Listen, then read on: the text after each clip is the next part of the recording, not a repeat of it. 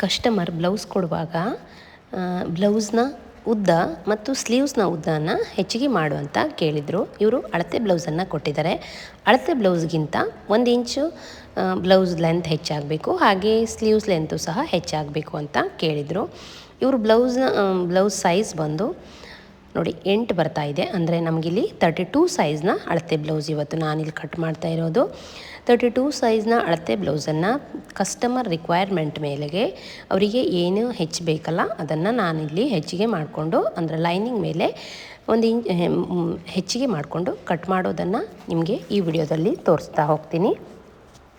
ನಾವು ಟೈಲರ್ಗಳಾದವರು ಯಾವ ರೀತಿ ಬಟ್ಟೆ ಹೊಲಿತರು ಅನ್ನೋದಕ್ಕಿಂತ ಕಸ್ಟಮರ್ನ ರಿಕ್ವೈರ್ಮೆಂಟ್, ಅಂದರೆ ಅವರಿಗೆ ಯಾವ ರೀತಿ ಬೇಕು ಅನ್ನೋದನ್ನು ನೋಡಿಕೊಂಡು ಹೊಲಿಬೇಕಾಗತ್ತೆ. ನೋಡಿ, ಇವರು ಕೊಟ್ಟಿರುವಂತಹ ಬ್ಲೌಸಲ್ಲಿ ರೆಡಿ 13 ಇಂಚ್ ಬರ್ತಾಯಿದೆ. ಇವರಿಗೆ ನಾವಿಲ್ಲಿ ರೆಡಿ 14 ಇಂಚ್ ಬರೋ ಥರ ನೋಡ್ಕೊಳ್ಬೇಕು. ಸ್ಲೀವ್ಸ್ ಲೆಂತು ಸಹ ಇವರಿಗಿಲ್ಲಿ 8.5 ಬರ್ತಾಯಿದೆ, ಇಲ್ಲಿ 9.5 ಬರೋ ಥರ ನೋಡ್ಕೊಳ್ಬೇಕು. ಇದಕ್ಕೆ ನಾವು ಎಷ್ಟೆಷ್ಟು ಇಂಚ್ ಹೆಚ್ಚು ಮಾಡಬೇಕು ಅನ್ನೋದನ್ನು ಈ ವಿಡಿಯೋದಲ್ಲಿ ನಾನು ನಿಮಗೆ ತೋರಿಸ್ತೀನಿ. ಆನಂತರ ಶೋಲ್ಡ್ರ್ ಬಂದು 3 ಇಂಚು. ಆನಂತರ ಇವಾಗ ಯಾವ್ಯಾವ ಮೆಜರ್ಮೆಂಟನ್ನು ತೆಗೆದುಕೊಳ್ಬೇಕು ಅನ್ನೋದನ್ನು ಸಹ ನಾನು ನಿಮಗೆ ಇಲ್ಲಿ ತೋರಿಸ್ತಾ ಹೋಗ್ತಾ ಇದ್ದೀನಿ. ನೋಡಿ, ಆನಂತರ ನೆಕ್ಕು ಸಹ ಇಲ್ಲಿ ಈ ರೀತಿಯಾಗಿ ತೆಗೆದುಕೊಳ್ಬೇಕು. ಅಳತೆ ಬ್ಲೌಸನ್ನು ಕೊಟ್ಟಾಗ ನಾವು ಯಾವ್ಯಾವ ಮೆಜರ್ಮೆಂಟನ್ನು ತೆಗೆದುಕೊಂಡು ಬ್ಲೌಸನ್ನು ಕಟ್ ಮಾಡಬೇಕು ಅನ್ನೋದನ್ನು ಈ ವಿಡಿಯೋದಲ್ಲಿ ನಿಮಗೆ ತೋರಿಸಿದ್ದೀನಿ, ಯಾವ್ಯಾವ ಅಳತೆಯನ್ನು ತೆಗೆದುಕೊಂಡಿದ್ದೀನಿ ಅಂತ. ನೋಡಿ, ಇವಾಗ ಬೆನ್ನ ಡೀಪನ್ನು ನೀವು ಇಲ್ಲಿಂದನಾದರೂ ತೆಗೆದುಕೊಳ್ಬೋದು, ಇಲ್ಲ ಕೆಳಗಡೆಯಿಂದನಾದರೂ ಈ ರೀತಿ ಇಟ್ಟಾದರೂ ತೆಗೆದುಕೊಳ್ಬೋದು. ನಿಮಗೆ ಯಾವುದು ಈಸಿ ಆಗುತ್ತಲ್ಲ ಆ ರೀತಿಯಾಗಿ ತೆಗೆದುಕೊಳ್ಬೋದು. ಇವರಿಗೆ 80 ಸೆಂಟಿಮೀಟರ್ ಲೈನಿಂಗ್ ಬೇಕಾಗುತ್ತೆ 32 ಸೈಜ್ನವರಿಗೆ. ಬ್ಲೌಸ್ನ ಉದ್ದ ಬಂದು ನಾನಿಲ್ಲಿ 15 ಇಂಚನ್ನು ಇಡ್ತಾಯಿದ್ದೀನಿ. ಯಾಕಂದರೆ ಇವರಿಗೆ ರೆಡಿ 14 ಇಂಚ್ ಬೇಕು, 1 ಇಂಚ್ ಎಕ್ಸ್ಟ್ರಾ ಬೇಕು ಅಂತ ಕೇಳಿದ್ರಲ್ಲ, ಅದಕ್ಕೋಸ್ಕರ. ಅಳತೆ ಬ್ಲೌಸಲ್ಲಿ 13 ಇಂಚ್ ರೆಡಿ ಬಂದಿದೆ. ಈಗ ನಾನು ಸ್ಟಿಚ್ ಮಾಡೋದ್ರಲ್ಲಿ 14 ಇಂಚ್ ರೆಡಿ ಬರಬೇಕು. ಅದಕ್ಕೋಸ್ಕರ ನಾನಿಲ್ಲಿ 15 ಇಂಚು ಉದ್ದನ ಬ್ಲೌಸಿಗೆ ಇಟ್ಕೊಳ್ತಾ ಇದ್ದೀನಿ. ನೆಕ್ಕು ಮತ್ತು ಶೋಲ್ಡ್ರ್ ಬಂದುಬಿಟ್ಟು 5 ಇಂಚಿಗೆ 1 ಪಾಯಿಂಟ್ ಆಗುವಷ್ಟು ಕಡಿಮೆ ಇಟ್ಕೊಂಡಿದ್ದೀನಿ, ಅಂದರೆ ಶೋಲ್ಡ್ರನ್ನು 3 ಇಂಚಿಗೆ ಇಟ್ಕೊಂಡಿದ್ದೀನಿ. ನಂತರ ಆರ್ಮ್ಹೋಲ್ ಡೌನಿಂಗ್ ನಾನಿಲ್ಲಿ 5.2 ಇಡ್ತಾಯಿದ್ದೀನಿ. ಆದರೆ ಇದು ಫೈನಲ್ ಅಲ್ಲ, ಚೆಕ್ ಮಾಡಿ ನೋಡಬೇಕಾಗತ್ತೆ. ಬ್ಲೌಸನ್ನು ನಾವು ಆರ್ಮ್ಹೋಲ್ ಶೇಪ್ ಹಾಕಿ ನಂತರ ಚೆಕ್ ಮಾಡಿ ನೋಡಿದ ನಂತರ ಕರೆಕ್ಟ್ ಇದ್ದರೆ ಅದಕ್ಕೆ ಇಡಬೇಕು, ಇಲ್ಲ ಅಂದರೆ ಮೇಲೆ ಅಥವಾ ಕೆಳಗೆ ಮಾಡಿ ಅಡ್ಜಸ್ಟ್ ಮಾಡಿ ಕಟ್ ಮಾಡಬೇಕು. ಬ್ಲೌಸ್ ಪರ್ಫೆಕ್ಟ್ ಫಿಟ್ಟಿಂಗ್ ಬರಬೇಕಂದ್ರೆ ನಮಗೆ ಆರ್ಮ್ಹೋಲ್, ನೆಕ್ಕು ಮತ್ತು ಶೋಲ್ಡರ್ ಇಷ್ಟು ಕರೆಕ್ಟಾಗಿದ್ದರೆ ಮಾತ್ರ ಬ್ಲೌಸು ಶೋಲ್ಡರ್ ಡ್ರಾಪ್ ಆಗದೆ ನೀಟಾಗಿ ಫಿಟ್ಟಿಂಗ್ ಅನ್ನೋದು ಬರುತ್ತೆ. ಇವಾಗ ನಾನು ಚೆಕ್ ಮಾಡಿ ನೋಡ್ತಾ ಇದ್ದೀನಿ.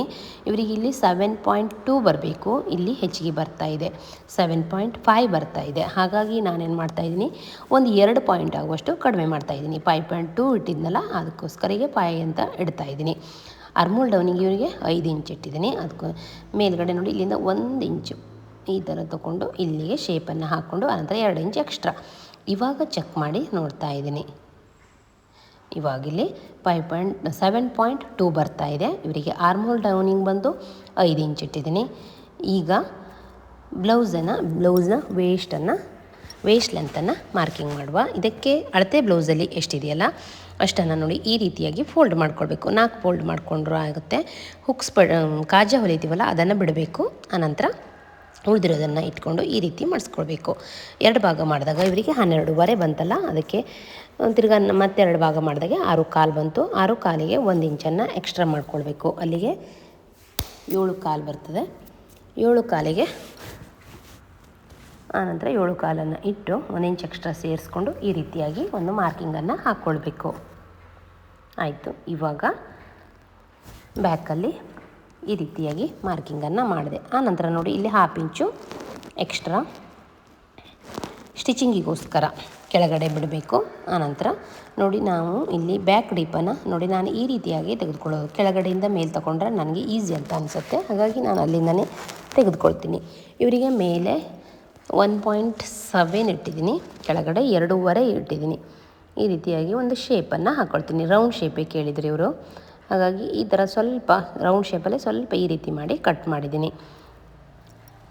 ಆನಂತರ ಇಲ್ಲಿಂದ ಈ ಟಕ್ಸ್ ಬರುತ್ತಲ್ಲ, ಮಿಡಲ್ ಟಕ್ಸು, ಅಲ್ಲಿಂದ 1/4 ಇಂಚ್ ಮೇಲ್ಗಡೆ ತಗೊಂಡು ಈ ರೀತಿ ಕಟ್ ಮಾಡಬೇಕು. ಇಲ್ಲಿಗೆ ಟಕ್ಸ್ ಬರುತ್ತಲ್ಲ, ಅಲ್ಲಿಂದ 1/4 ಇಂಚ್ ತೆಗೆದುಕೊಂಡು ಕಟ್ ಮಾಡಿದ್ರೆ ಆಯಿತು. ಇಷ್ಟೇ, ಬ್ಯಾಕ್ ಪಾರ್ಟು ಕಟ್ಟಿಂಗ್ ಆಯಿತು. ಇದು ಕಸ್ಟಮರ್ ರಿಕ್ವೈರ್ಮೆಂಟ್ ಮೇಲೆ ಅವರು ಬ್ಲೌಸ್ನ ಉದ್ದನ ಹೆಚ್ಚು ಕೇಳಿದರು, ಹಾಗೆ ಸ್ಲೀವ್ಸ್ ಉದ್ದನೂ ಸಹ ಕೇಳಿದರು, ಹಾಗೆ ವೇಸ್ಟ್ ಲೆಂತಲ್ಲೂ ಸ್ವಲ್ಪ ಒಂದು 1/2 ಇಂಚು ಲೂಸನ್ನು ಕೇಳಿದರು. ಇದು ಮೂರನ್ನು ಲೆಕ್ಕಕ್ಕಿಟ್ಕೊಂಡು ಇವ್ರದ್ದು ಬ್ಲೌಸನ್ನು ಅಳತೆ ತೆಗೆದುಕೊಂಡು ಇಲ್ಲಿ ಹೆಚ್ಚಿಗೆ ಮಾಡ್ಕೊಂಡಿದ್ದೀನಿ ನಾನು.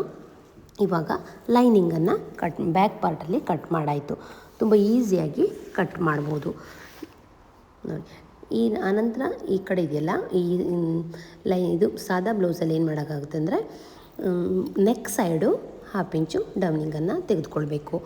ಈ ಕಾಲರ್ ಬ್ಲೌಸ್ ಮತ್ತು ಬೋಟ್ ನೆಕ್ ಬ್ಲೌಸಲ್ಲಿ ಶೋಲ್ಡ್ರ್ ಸೈಡ್ ತೆಗೆದುಕೊಳ್ಬೇಕಾಗ್ತದೆ. ಇದರಲ್ಲಿ ನೆಕ್ ಸೈಡ್ ತೆಗೆದುಕೊಳ್ಬೇಕು 1/4 ಇಂಚು ಡೌನಿಂಗನ್ನು. ಆನಂತರ ನೋಡಿ ಫ್ರಂಟ್ ಪಾರ್ಟಿಗೆ ಹಾಕಿದ್ದೀನಿ. ಫ್ರಂಟ್ ಪಾರ್ಟಲ್ಲಿ 1/2 ಇಂಚು ಬಟನ್ ಪಟ್ಟಿ ಮತ್ತು ಹುಕ್ಸ್ ಪಟ್ಟಿಗೋಸ್ಕರ ಬಿಟ್ಟಿದ್ದೀನಿ. ಆನಂತರ ನೆಕ್ 2 ಇಂಚ್ ಇಟ್ಟಿದ್ದೀನಿ. ಇಲ್ಲಿಂದ ಇಲ್ಲಿಗೆ 8.5 ಚೆಸ್ಟ್ ಮೆಜರ್ಮೆಂಟ್ 8.5, ಹಿಂದುಗಡೆ 8 ಇತ್ತಲ್ಲ ಹಾಗಾಗಿ ಮುಂದುಗಡೆ 8.5 ಇಟ್ಟಿದ್ದೀನಿ. ಶೋಲ್ಡ್ರಲ್ಲೂ ಸಹ ಇಲ್ಲಿ 3 ಇಂಚ್ ಇಟ್ಟಿದ್ದೀನಿ. ಬ್ಯಾಕಲ್ಲಿ ಎಷ್ಟು ಇಟ್ಟಿದ್ದೀನಿ ಅಷ್ಟೇ ಇಟ್ಟಿದ್ದೀನಿ. ಆನಂತರ ಇವರಿಗೆ ಫ್ರಂಟ್ ಡೀಪ್ ಎಷ್ಟು ಬೇಕು ಅಂತ ಬ್ಲೌಸಲ್ಲಿ ಚೆಕ್ ಮಾಡ್ಕೊಳ್ತಾ ಇದ್ದೀನಿ. ಇವರಿಗೆ ಫ್ರಂಟ್ ಡೀಪ್ ಬಂದು 7 ಇಂಚ್ ಬೇಕು, ಹಾಗಾಗಿ ಈಗ ಇಲ್ಲೂ ಸಹ ಅಷ್ಟನ್ನೇ ಇಡ್ತಾ ಇದ್ದೀನಿ. ಸ್ಟಿಚಿಂಗ್ ಆದ ನಂತರ ಇವರಿಗೆ 6.5 ಇಂಚ್ ಬರುತ್ತೆ, ಅದಕ್ಕೋಸ್ಕರ 7 ಇಂಚನ್ನು ಇಡ್ತಾ ಇದ್ದೀನಿ. ಈ ರೀತಿ ಒಂದು ಶೇಪ್ ಹಾಕಿ ಈಗ ಆರ್ಮೋಲ್ ಸ್ಕೇಲಿಂದ ರೌಂಡ್ ಶೇಪ್ ಹಾಕ್ಕೊಂಡ್ರೆ ಆಯಿತು ನೋಡಿ. ಈ ರೀತಿಯಾಗಿ ಹಾಕ್ಕೊಂಡ್ರೆ ಮುಗೀತು. ತುಂಬ ಈಸಿಯಾಗಿ ಹಾಕ್ಕೊಳ್ಬೋದು.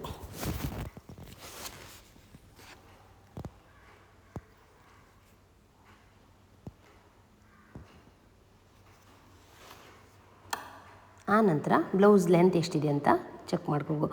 ಟೈಲರ್ಗಳಾದ ನಾವು ಪ್ರತಿಯೊಬ್ಬ ಕಸ್ಟಮರ್ದು ರಿಕ್ವೈರ್ಮೆಂಟ್ ಏನಿದೆಯಲ್ಲ ಅದಕ್ಕೆ ತಕ್ಕಂತೆ ನಾವು ಕಟ್ ಮಾಡಿ ಸ್ಟಿಚಿಂಗ್ ಮಾಡೋದನ್ನು ಅಭ್ಯಾಸ ಮಾಡ್ಕೊಳ್ಬೇಕು. ಇಲ್ಲಿ ಇವ್ರು ಏನು ಕೇಳಿದ್ರಂತೆ ಬ್ಲೌಸ್ ಲೆಂತು ಮತ್ತು ಸ್ಲೀವ್ಸ್ ಲೆಂತನ್ನು ಹೆಚ್ಚಿಗೆ ಮಾಡಿದರು. ಅದಕ್ಕೆ ತಕ್ಕಂತೆ ನಾನಿಲ್ಲಿ ಬ್ಲೌಸ್ನಲ್ಲಿ ಹೆಚ್ಚಿಗೆ ಮಾಡಿಕೊಂಡು ಕಟ್ ಮಾಡಿದ್ದೀನಿ. ಯಾವ್ಯಾವ ಕಸ್ಟಮರ್ ಏನಂತ ಹೇಳ್ತಾರಲ್ಲ ಅದಕ್ಕೆ ತಕ್ಕಂತೆ ನಾವು ಕಟಿಂಗನ್ನು ಮಾಡಬೇಕಾಗತ್ತೆ ನೋಡಿ. ಇಲ್ಲಿಂದ 3 ಇಂಚು, ಹಾಗೆ ಈ ಕಡೆ 2.5 ಇಂಚು ಕ್ರಾಸ್ ಬೆಲ್ಟ್ಗೋಸ್ಕರ ಇಲ್ಲಿಂದ ಈ ರೀತಿ ಮಾರ್ಕ್ ಮಾಡಿದರೆ ಆಯಿತು. ಇಷ್ಟೇ, ಇದು ಮೇನ್ ಡಾಟ್ ಆಗಿರುತ್ತೆ. ಆನಂತರ ಇಲ್ಲಿಂದ 2 ಇಂಚ್ ಎಕ್ಸ್ಟ್ರಾ ಸ್ಟಿಚಿಂಗಿಗೋಸ್ಕರ ಡಾಟ್ ಪಾಯಿಂಟ್ ಇವರಿಗೆ 10 ಇಂಚಿಗೆ ಇಟ್ಕೊಂಡಿದ್ದೀನಿ ನಾನು. ಆನಂತರ 3 ಇಂಚು ಫಸ್ಟ್ ಡಾಟನ್ನು 3 ಇಂಚಿಗೆ ಇಟ್ಕೊಂಡಿದ್ದೀನಿ. ಎಲ್ಲ ಡಾಟಿಗೂ 2 ಇಂಚ್ ಗ್ಯಾಪ್ ಬರೋ ಥರ ನೋಡ್ಕೊಂಡಿದ್ದೀನಿ. ಹೆವಿ ಚೆಸ್ಟ್ ಇದ್ದವರಿಗೆ ಸ್ವಲ್ಪ ಜಾಸ್ತಿ ಗ್ಯಾಪ್ ಇಡಬೇಕು, ಉಳಿದಿರೋರಿಗೆ ಇಷ್ಟು ಇಟ್ಟರೆ ಸಾಕಾಗುತ್ತೆ. ಆಯಿತು, ಇವಾಗ ಫ್ರಂಟ್ ಪಾರ್ಟನ್ನು ಸಹ ಕಟ್ ಮಾಡಿ ತೆಗಿತಾ ಇದ್ದೀನಿ. ತುಂಬ ಈಸಿಯಾಗಿ ಕಟ್ ಮಾಡ್ಬೋದು ನೋಡಿ. ಇಷ್ಟೇ, ಎಲ್ಲೆಲ್ಲಿ ಟಕ್ಸ್ ಬರಬೇಕಲ್ಲ ಅಲ್ಲೆಲ್ಲ ಒಂದೊಂದು ನಾಚನ್ನು ಹಾಕ್ಕೊಳ್ತಾ ಇದ್ದೀನಿ. ಆನಂತರ ಸ್ಲೀವ್ಸ್ ಪಾರ್ಟನ್ನು ಕಟ್ ಮಾಡ್ತಾ ಇದ್ದೀನಿ. ಸ್ಲೀವ್ಸ್ ಇವರಿಗೆ 9.5 ರೆಡಿ ಬೇಕಲ್ಲ, ಹಾಗಾಗಿ 10.5 ತೆಗೆದುಕೊಂಡಿದ್ದೀನಿ. ಇಲ್ಲಿಂದ ಇಲ್ಲಿಗೆ ಈ ರೀತಿ ಒಂದು ಮಾರ್ಕ್ ಹಾಕ್ಕೊಳ್ಬೇಕು. ಇಲ್ಲಿಂದನೂ ಸಹ ಒಂದು ಅರ್ಧ ಮಾರ್ಕ್ ಹಾಕ್ಕೊಳ್ಬೇಕು. ನಾನು ಸ್ಲೀವ್ಸ್ನ ವಿಡಿಯೋನ ನಿಮಗೆ ಡಿಟೇಲ್ ಆಗಿ ವಿಡಿಯೋ ಹಾಕಿದ್ದೀನಿ, ಗೊತ್ತಾಗಿಲ್ಲ ಅಂದರೆ ನೀವು ಸಹ ನೋಡ್ಬೋದು. ಇಲ್ಲಿಂದ 1/2 ಇಂಚ್ ತೆಗೆದುಕೊಂಡು ಈ ರೀತಿಯಾಗಿ ಶೇಪ್ ಹಾಕ್ಕೊಂಡ್ರೆ ಆಯಿತು. ಈಸಿಯಾಗಿ ಸ್ಲೀವ್ಸನ್ನು ಸಹ ಕಟ್ ಮಾಡ್ಬೋದು ನೋಡಿ. ಎಷ್ಟು ಬೇಗ ತುಂಬ ಈಸಿಯಾಗಿ ಸ್ಲೀವ್ಸನ್ನು ಕಟ್ ಮಾಡೋದು ಅಂತ. ಇವರು ಸ್ಲೀವ್ಸಲ್ಲೂ ಸಹ 1 ಇಂಚ್ ಎಕ್ಸ್ಟ್ರಾ ಕೇಳಿದರು, 1 ಇಂಚ್ ಎಕ್ಸ್ಟ್ರಾ ಮಾಡಿಕೊಂಡು ಕಟ್ ಮಾಡಿದ್ದೀನಿ. ಆನಂತರ ಕ್ರಾಸ್ ಬೆಲ್ಟ್ ನಾನು ಅಲ್ಲಿ 3 ಇಂಚಿಗೆ ಇಟ್ಟಿದ್ದೀನಿ. ಇಲ್ಲಿ ನೋಡಿ ಎಷ್ಟು ಬೇಕಂತ ನೋಡ್ಕೊಳ್ತಾ ಇದ್ದೀನಿ. ಕಡೆ 4 ಹಾಗೆ 3 ತೆಗೆದುಕೊಂಡು ಈ ಕಡೆ ಕರೆಕ್ಟಾಗಿ ಈ ಕಡೆ 4 ಇಂಚ್ ಇಟ್ಟಿದ್ದೀನಿ, ಈ ಕಡೆ 3.5 ಇಂಚ್ ಇಟ್ಟಿದ್ದೀನಿ. ಇಲ್ಲಿಂದ ಒಂದು ಶೇಪ್ ಹಾಕ್ಕೊಂಡ್ರೆ ಮುಗೀತು. ಇಷ್ಟೇ, ಕ್ರಾಸ್ ಬೆಲ್ಟ್ ಕಟ್ಟಿಂಗ್ ಆಯಿತು. ಇವಾಗ ಮೇನ್ ಫ್ಯಾಬ್ರಿಕ್ ಮೇಲೆ ಇಟ್ಟು ಮೇನ್ ಫ್ಯಾಬ್ರಿಕ್ ಮೇಲೆ ಲೈನಿಂಗನ್ನು ನಾವು ಕರೆಕ್ಟಾಗಿ ಕಟ್ ಮಾಡಿರ್ತೀವಲ್ಲ ಅದನ್ನು ನೀಟಾಗಿ ಇಟ್ಕೊಂಡು ಒಂದು ಸ್ವಲ್ಪ ಮೇನ್ ಫ್ಯಾಬ್ರಿಕ್ ಹೆಚ್ಚು ಅನ್ನುವಂಗೆ ಇಟ್ಕೊಂಡು ಕಟ್ ಮಾಡಿಕೊಂಡ್ರೆ ಈಸಿಯಾಗಿ ಕಟ್ ಮಾಡ್ಕೊಳ್ಬೋದು. ಎಲ್ಲವನ್ನು ಫಸ್ಟಿಗೆ ಅರೇಂಜ್ ಮಾಡ್ಕೊಳ್ಬೇಕು, ಎಲ್ಲೆಲ್ಲಿ ಯಾವ್ಯಾವ ಪಾರ್ಟ್ ಇಡಬೇಕು ಕರೆಕ್ಟಾಗಿ ಬರಬೇಕು ಅಂತ. ಇದೆಲ್ಲ ಡಿಸೈನ್ ಇದ್ದಾಗೆಲ್ಲ ಡಿಸೈನೆಲ್ಲ ಸರಿಯಾಗಿ ಒಬ್ಸರ್ವ್ ಮಾಡಿ ಕಟ್ ಮಾಡಬೇಕಾಗತ್ತೆ. ಈ ರೀತಿ ಕಟ್ ಮಾಡಿ ನೋಡಿ, ಈ ರೀತಿ ಒಂದು ಸ್ವಲ್ಪ ಹೆಚ್ಚು ಅನ್ನುವಂಗೆ ಇಟ್ಕೊಂಡ್ರೆ ಆಯಿತು. ಇವಾಗ sleeves part, front part, cross belt ಎಲ್ಲವನ್ನು ಈ ರೀತಿ ಇಟ್ಕೊಂಡು ಕಟ್ ಮಾಡಿಕೊಂಡ್ರೆ ಆಯಿತು. ಆಮೇಲೆ ಸ್ಟಿಚಿಂಗ್ ಮಾಡಿದ ನಂತರ ಎಕ್ಸ್ಟ್ರಾ ಇರೋದನ್ನೆಲ್ಲ ಕಟ್ ಮಾಡಿ ತೆಗೆದ್ರೆ ಆಯಿತು ನೋಡಿ. ಇವಾಗ ಸ್ಲೀವ್ಸನ್ನು ಕಟ್ ಮಾಡ್ತಾಯಿದ್ದೀನಿ. ಸ್ಲೀವ್ಸಿಗೂ ಸ್ವಲ್ಪ ಅಟ್ಯಾಚಿಂಗ್ ಬರುತ್ತೆ, ಸ್ಟಿಚಿಂಗ್ ಮಾಡುವಾಗ ಅಟ್ಯಾಚ್ ಮಾಡ್ಕೊಳ್ತೀನಿ. ಇದರಲ್ಲಿ ಕ್ರಾಸ್ ಬೆಲ್ಟ್ ತೆಗೆದ್ರೆ ಆಯಿತು. ಇದಕ್ಕೆ ಕ್ರಾಸ್ ಬೆಲ್ಟಿಗೆ ಆಮೇಲೆ ಪೈಪಿಂಗಿಗೆ, ದಾರಕ್ಕೆ ಎಲ್ಲದಕ್ಕೂ ಅಡ್ಜಸ್ಟ್ ಮಾಡಿ, ದಾರ ಕೇಳಿದ್ರು ಅಡ್ಜಸ್ಟ್ ಮಾಡಿ ಕಟ್ ಮಾಡಬೇಕಾಗತ್ತೆ. ಇಷ್ಟೇ. Thank you.